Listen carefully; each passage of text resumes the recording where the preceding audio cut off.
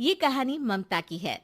बचपन से ही घर में ये एहसास दिलाकर पाला गया कि औरतों को बोलने का हक नहीं है। अरे ममता, जरा जल्दी जल्दी हाथ चलाओ। रोज ऑफिस में देर पहुंचता हूँ तुम्हारे कारण। लेकिन आपका सारा खाना पैक और तैयार भी है। अरे जबान जितनी चलाती हो उतना अगर हाथ चलाती ना तो शायद घर को अच्छे से मैनेज कर पाती। क्या मतलब है? क्या नहीं मिला आपको? मोजे मोजे कौन देगा? ममता भागकर पति को मोजे देती है। वो हर किसी का ख्याल रखती, लेकिन उसके घर में रोज का रोना लगा रहता।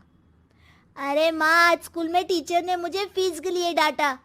माँ, मुझे अच्छा नहीं लगता कि स्कूल में फीस के पैसों के लिए मुझे कोई भी बात सुनाए। अरे पर बेटा, ये तो पापा करते हैं ना, सारा ऑनलाइन। मुझे तो इसकी जानकारी भी नहीं है। हाँ हाँ, बना लो बच्चों के सामने मुझे बुरा। अरे करता तो मैं ही हूँ, माना, लेकिन मुझे कोई सपना थोड़ी ना आएगा कि बच्चों की फीस जमा करनी है। अरे बताओगी तो तुम ही ना। ममता की अब ये आदत में शुमार हो चुका था। वो हमेशा हर बात के लिए खुद को ही दोषी मानती। एक दिन वो पड़ोस की दोस्त से कहती है, समझ नहीं आता यार, मैं इतनी डम कैसे हो सकती हूँ। बात तो सही भी है ना।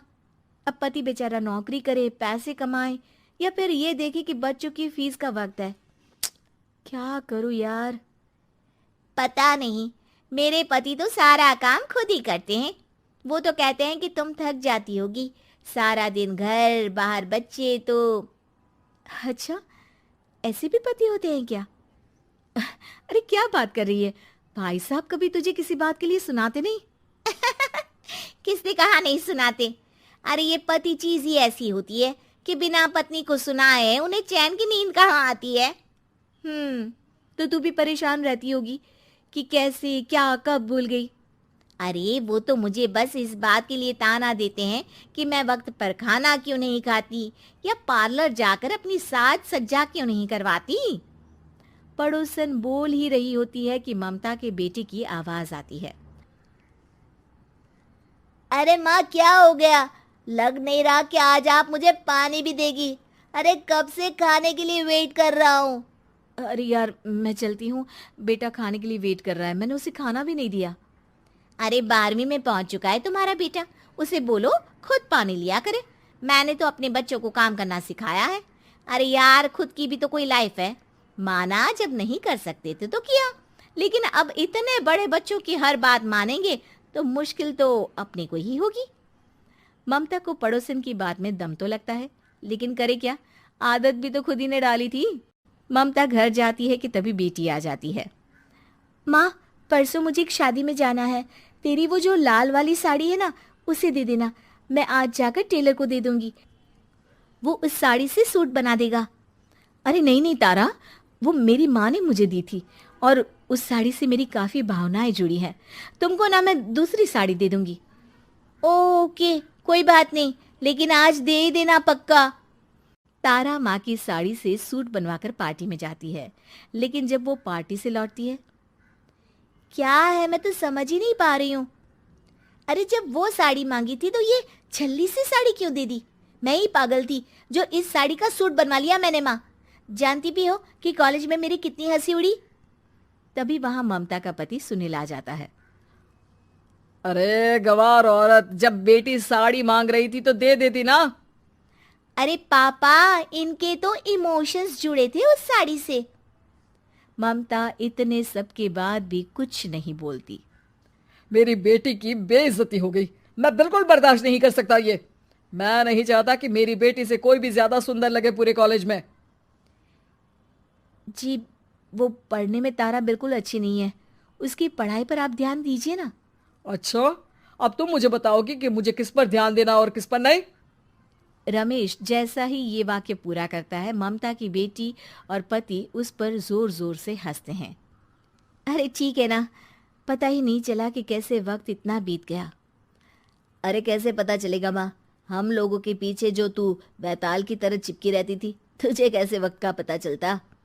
ममता को पहले सास ससुर, फिर पति और बच्चों की तरफ से इस तरीके की बातें सुनकर उसका मन बहुत दुखी रहता था। एक दिन, सुनो ना, बहुत दिनों से कमर के नीचे बहुत दर्द रहता है। कल मैंने देखा तो एक फोड़ा था। अरे ममता, एक बार अपने पति से बात करो, वो तुम्हारा फोड़ा डॉक्टर को दिखा देंगे। अरे नहीं नहीं, वो तो गुस्सा हो जाएंगे। अरे क्यों गुस्सा हो जाएंगे? तुमको दर्द है? हाँ, लेकिन वो यही बोलेंगे कि ऑफिस जाऊं या फिर तुम्हें लेकर डॉक्टर के पास। तो बेटे से ही बात कर ले। अरे वो तो मैं कर लूं, लेकिन फोड़ा है ऐसी जगह कि उसे बताते मुझे शर्म आएगी। लेकिन कुछ ना कुछ तो करना जरूरी है ना, ऐसे कब तक फोड़े के दर्द से तड़पती रहेगी? अब तो सोच रही हूँ कि इनसे बात कर ही लूं, वरना दर्द के मारे कहीं मर ना जाऊं। लेकिन शाम को, ममता, क्या किया तुमने आज? खाने के डिब्बे में कैसा खाना दिया था? दाल खराब हो गई थी। कब की थी? दाल तो मैंने सुबह ही बनाई थी, खराब कैसे हो गई? अच्छा सुनिए ना, मुझे कहना है कि अरे गरम दाल बंद करोगी तो ऐसा ही होगा ना। बेइज्जती हो गई सबके सामने मेरी। ऑफिस वालों ने ऐसा मजाक उड़ाया कि क्या बोलूं।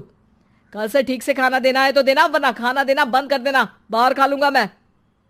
ममता, जो पति से अपनी परेशानी बताने वाली थी, वो अब ये सोचने लगती है कि कल से पति को खाने में क्या दे। अगले दिन ममता थकी थकी सी हालत में, आप लोगों के लिए नाश्ता बना दिया है, खाना बनाने की हिम्मत नहीं है आज तो।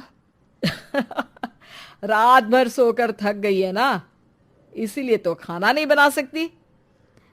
हिम्मत नहीं हो रही है, मैं बस सोने जा रही हूँ। बस मैडम को सोने का बोल दो, फिर देखो कैसे सोती रहती है। माँ, फिर वही पराठा सब्जी। अरे हमारे साथ के दोस्त एक से बढ़कर एक नाश्ता खाना लेकर आते हैं, आप तो बस। सभी घर से निकल जाते हैं, लेकिन जब शाम को बेटा घर आता है तो घर में अंधेरा रहता है। बेटा लाइट जलाता है। क्या माँ, तुम्हारा भी जवाब नहीं है बिजली का बिल बचाने के लिए? वो बोल ही रहा होता है कि सामने माँ जमीन पर लेटी मिलती है। वो उसके पास जाता है। अरे माँ, क्या हो गया माँ? तभी वहां पड़ोसन आती है। अरे बेटा, तुम्हारी माँ के पैर के पास एक फोड़ा है, जिसके कारण ये लगातार कमजोर होती जा रही थी। मैंने उसे पहले ही कहा था कि घर में बता दो, लेकिन तुम्हारी माँ किसी को तंग करना नहीं चाहती थी। तभी वहां डॉक्टर आ जाता है। अरे इनके ऑर्गन में दिक्कत है, कोई बात है जो इनके मन में खटक रही है। अरे नहीं नहीं, इसके मन में कोई बात नहीं है, कोई काम है नहीं ना इसके पास, सारा दिन बस घर में ही रहती है। देखिए, मैं तो ये नहीं जानता, लेकिन हाँ, इनके मन में हमेशा कोई बात रह जाती होगी, इसीलिए उनकी ये हालत है। अगर आप समय से नहीं ले आते तो हो सकता था कि। अरे नहीं नहीं डॉक्टर साहब, हम पूरी कोशिश करेंगे कि वो ठीक हो जाए। हम लोगों ने अपनी ही परेशानी माँ के सामने रखी, लेकिन किसी ने माँ की दिक्कत को जानने की कोशिश तक नहीं की। हाँ, मैंने भी ममता को हमेशा घरेलू जरूरत से ज्यादा काम का नहीं सोचा था। ममता को होश आता है और वो खुद को अपने बेडरूम में देखती है। वो उठने की कोशिश करती है कि माँ, अब आप नहीं उठेंगी, हम लोग है ना, हम लोग आपको पूरी तरह से खुश रखने की कोशिश करेंगे।